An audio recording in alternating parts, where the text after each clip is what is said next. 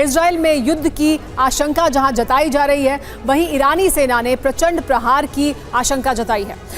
मगर इजरायली धरती पर ईरान प्रहार करता है, उससे पहले ही हिजबुल्लाह ने इजरायली सरजमी को बारूद से पाट दिया है। ताबड़तोड़ अंदाज में रॉकेट और मिसाइलों से प्रहार किया है, जिसका नतीजा यह हुआ है कि आधे से ज्यादा उत्तरी इजराइल के इलाके राख हो गए हैं।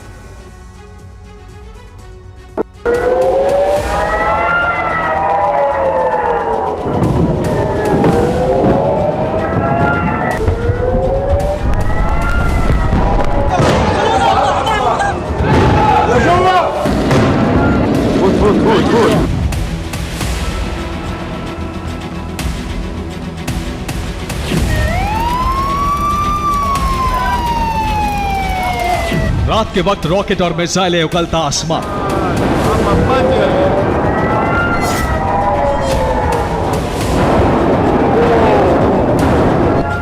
शोलों की शक्ल में बरसता बारूद।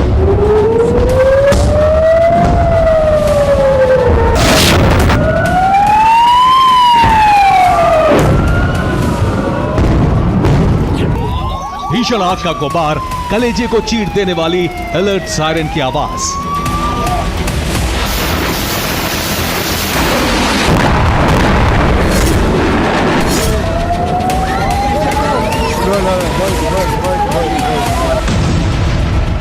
सुलगती इमारतें और खंडहर में तब्दील मकान।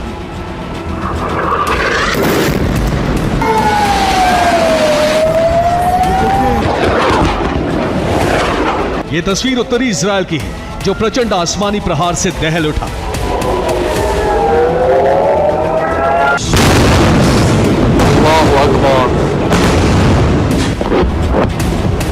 बेहिसाब बारूद बरसा, सीरियल ब्लास्ट हुए। धमाकों की गूंज से जर्रा जर्रा थर्रा उठा।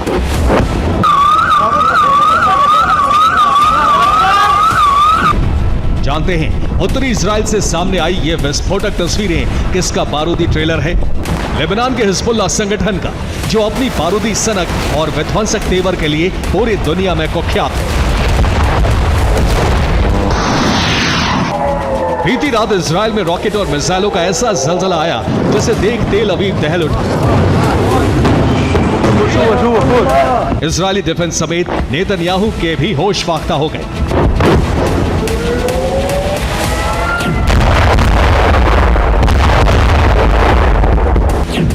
क्योंकि बीती रात उत्तरी इजराइल में हिजबुल्लाह ने रॉकेट और मिसाइलों से प्रहार किया। दावा है कि हिजबुल्लाह ने उत्तरी इजराइल में 50 से ज्यादा रॉकेट दागे। हिज्ब के हमलों में 2 दर्जन से ज्यादा लोग गंभीर रूप से घायल हुए। हिजबुल्लाह ने इजराइल के अल जर्दा इलाके में भीषण तबाही मचाई। इजराइल पर हमले के लिए हिज्ब ने कत्यूशा रॉकेट का इस्तेमाल किया।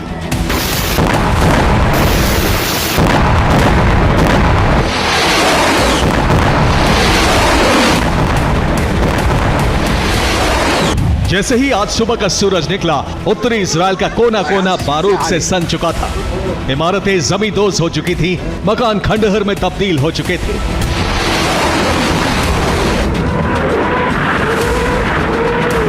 जिस कत्यूशा रॉकेट लॉन्चर से हिजबुल्लाह ने उत्तरी इजराइल में विध्वंस मचाया, असल में वो मेड इन रशिया है। सोवियत दौर में इसे तैयार किया गया था।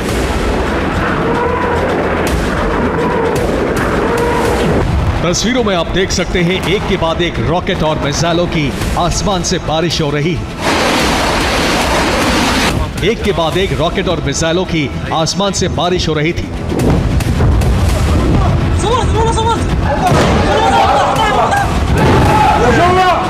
इजरायली डिफेंस सिस्टम जब तक कुछ समझ पाता, हिजबुल्लाह के आसमानी प्रहार को रोक पाता, उससे पहले ही हिजबुल्लाह ने उत्तरी इजराइल के कई इलाकों को राख कर दिया।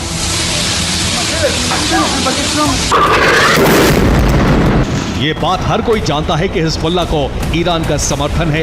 ईरान ही हिजबुल्लाह के लड़ाकों को हथियारों की सप्लाई करता है। लेकिन अचानक ही हिजबुल्लाह जंग में हावी क्यों होने लगी? क्यों उसके हमलों की तादाद बढ़ने लगी? तो उसकी वजह है लेबनान के हिजबुल्लाह और सीरिया के पीएमसी वैगनर का एकीकरण, जिसने अरब जंग के समीकरण बदल दिए।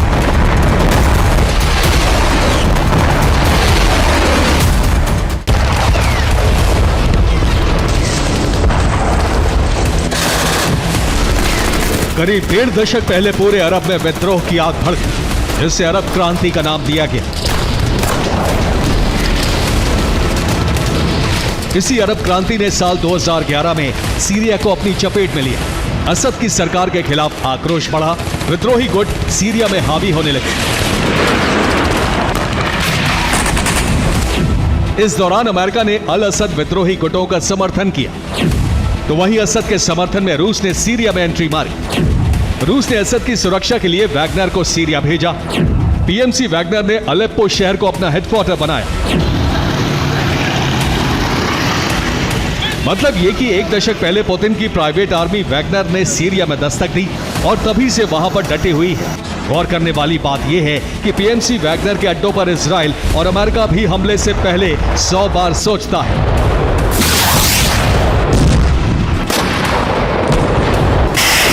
बस इसी का फायदा उठाते हुए हिजबुल्लाह ने अपने हथियारों को वैगनर के अड्डे पर सुरक्षित रखा है।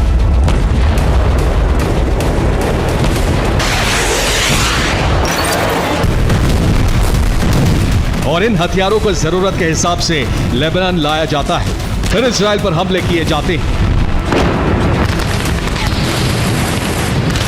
हिज़्ब के इस प्लान से इजराइल भी सदमे में है। आईडीएफ चाहकर भी वैगनर के बेस को निशाना नहीं बना सकती।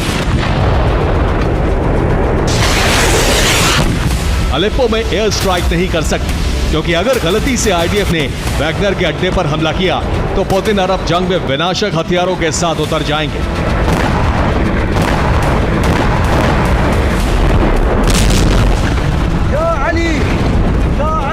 ऐसे में दावा किया जा रहा है कि हिजबुल्लाह के हमलों का पलटवार करने के लिए नेतन्याहू ने अजरबैजान और जॉर्जिया से सैनिक बुलाए हैं।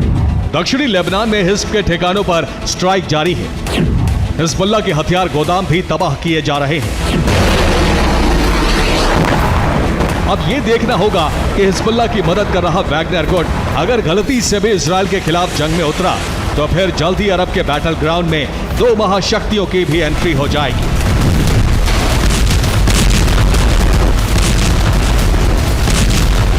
Bureau report, TV9, Bharat.